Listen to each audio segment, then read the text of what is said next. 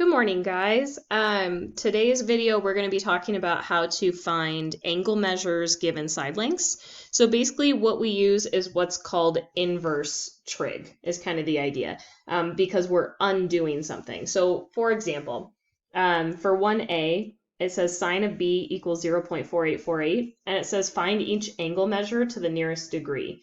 So normally, if you have something, you can do the inverse of it to get rid of it. So for this one, for example, what I'm going to do is I'm going to do what's called inverse sine of both sides of the equation.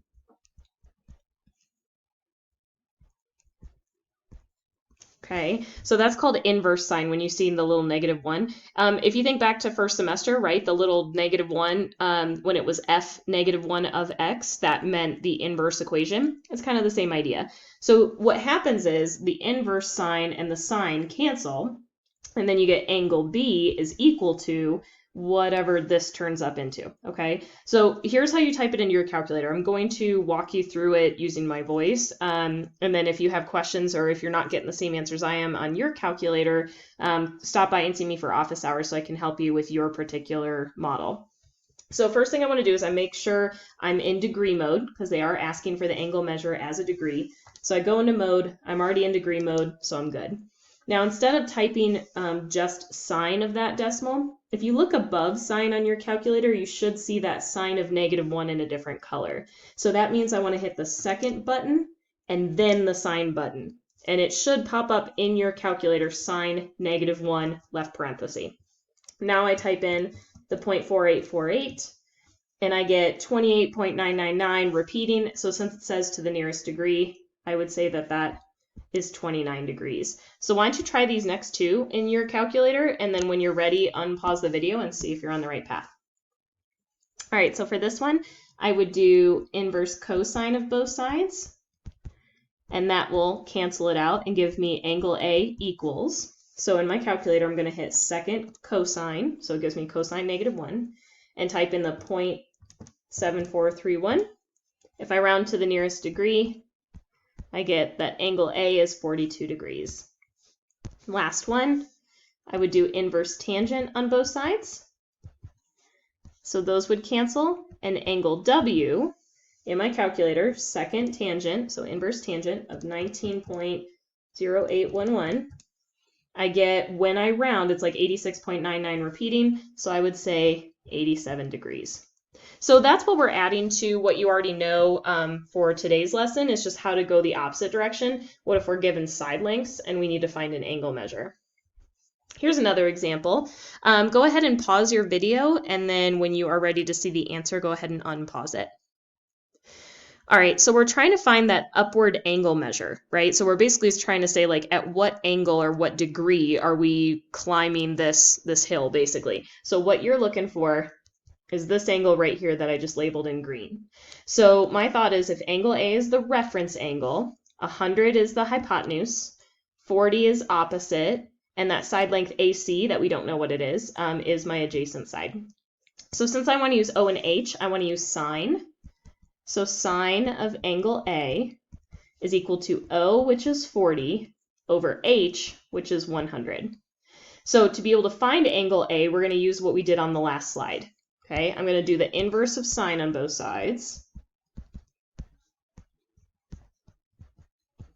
And what happens is those go away, right? I get angle A equals. Now here's the only difference. When I go to type this in, I'm going to hit second sine. I'm still in degree mode because that's what I want.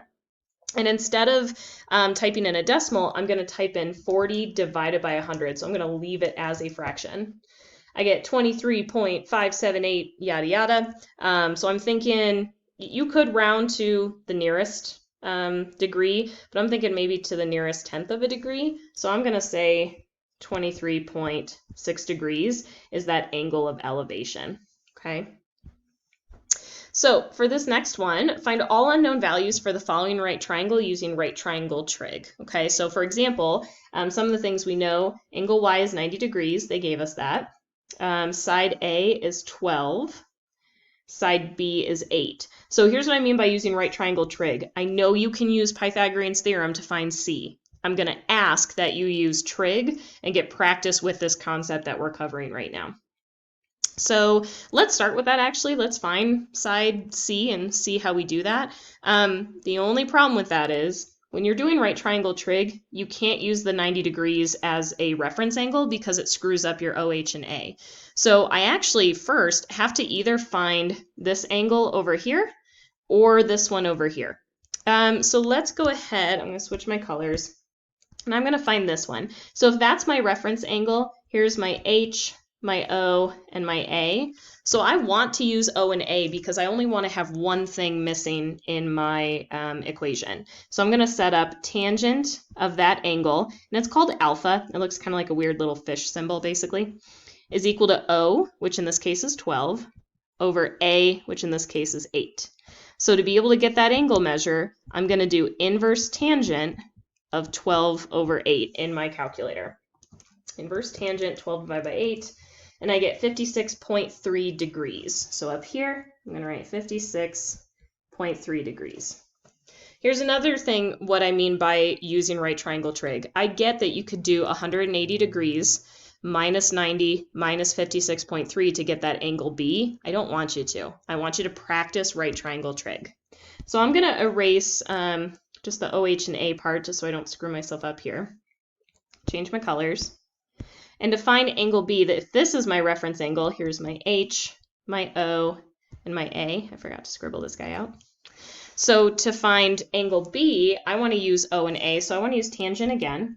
This is tangent of beta. Okay, just looks kind of like a weird cursive B, basically. But we use that a lot in trig and in pre-calc. So tangent is equal to O over A, which in this case is 8 over 12. So angle B is inverse tangent of 8 over 12 in my calculator. So if I type that in, I get that angle B, if I round to one decimal place, is 33.7, which is what it would have been if I just subtracted it from 180. So I get that you can do that, but I really want you to practice this right triangle trig, okay? All right, last step, we need to figure out side C. Well, since I already have everything labeled, so B is my reference angle, I think I'm going to use that. So to find side C, I can either do A and H or O and H, so it's kind of up to you. You can use tangent or sine. Because I've used tangent a lot, I'm going to switch to sine, just to switch it up. So sine of angle B, which is 33.7 degrees, is equal to O over H. Okay, so sine, now this time, notice how I'm not going to type in inverse sine. It's literally what is sine of 33.7, okay? So I'm just hitting the sine button. No need to hit second before that. And I get this crazy long decimal, and I know that what's going to happen is I'm going to get this crazy long decimal, whatever it is, and I multiply both sides by C, and then I'm going to do 8 divided by that decimal. So I'm going to do that in my calculator right now. 8 divided by my answer. And I get, if I round, 14.4. And since all the units are in meters, I think we should write 14.4 meters just to make sure that we know we're solving for a side. So here's the big deal, you guys. You are using regular trig, okay, when you're solving for a side. But if you're using sides to solve for angle measures, that's when you have to use that idea of inverse trig to help you out, okay? All right, here's what I'd like you guys to do. On this slide, go ahead and pause the video, and then when you're ready, unpause it, and let's see if you get the same answers I do. All right, let me switch to a pen. Okay, so in the first one, let's find angle A. Okay, so in this case, 10 is H and 4 is O, so I want to use sine. So I'm going to do sine of angle A is equal to 4 over 10. So to be able to find that, I need to do inverse sine of 4 over 10. So inverse sine of 4 divided by 10, I get that angle A, if I round to one decimal place, is 23.6 degrees. Now, if you would like to just do 180 minus that, right, to get angle B, you can. That's totally fine. If you want some trig practice, though, you could switch it up. In this case, really, I would do 180 degrees minus 90 minus 23.6. All right, angle B is 66.4 degrees. The only thing to be careful of is, let's say you accidentally solved for angle A incorrectly. Well, then now you've got 2 of your 3 answers wrong instead of just 1. So sometimes it is kind of nice to use trig for all of them, okay? All right, to find side AC, we could use Pythagorean's theorem, but we are practicing our trig rules right now. So I think what I'm going to do is, let's see, we could either use cosine or tangent. So I'll use cosine. We haven't used that in a while. Cosine of angle A, which is 23.6, is equal to A, which is that side length AC, all over H, which is that side length 10. So cosine of 23.6 in my calculator, I get this crazy long decimal. Multiply by 10, and I get that side length AC. Let's say we round to 1 decimal place, be 9.2, and it doesn't have the units, so I'll just write units. So if it was centimeters, things like that. All right, let's take a look at number 2. So 20 degrees, it looks like, is my main reference angle. So if this is 90 degrees, then the other one must have to be 70 degrees. So I can start right off the bat with that. That's pretty easy, so yay. Now I need to find, let's find side length AB over here. So if 20 degrees is the reference angle, side AB is my H, here's my O, and here's my A. So let's use, since we're given the 30 and that's the only thing we're given, we have to use sine in this case. So sine of 20 degrees is equal to 30 over that side length AB. So sine of 20 degrees, this is crazy long decimal in my calculator, right? So don't forget, you're multiplying both sides by AB. So you're going to do 30 divided by this crazy long decimal you just got for sine of 20 degrees. And then I get side length AB, if I round to 1 decimal place, is 87.7 units. Okay, so let's find that other side length. We're looking for BC. So I think here's my recommendation. Even though you already know that AB is 87.7, what if you screwed that up? So my thought would be, if you need to find another side length, I would still use the 30 that was provided to you from the beginning, so that you don't use on accident, like what if you got the 87.7 incorrect? You don't want to use an incorrect answer to get your next one. So I would still use 30, so I'm thinking I'm going to use tangent. So tangent of 20 degrees is equal to O, which in this case is 30, over A, which is the side length we're looking for. So tangent of 20 degrees, I get a crazy long decimal, and I know I'm going to do 30 divided by that for the same reason we did over here. Okay, so 30 divided by that crazy long decimal.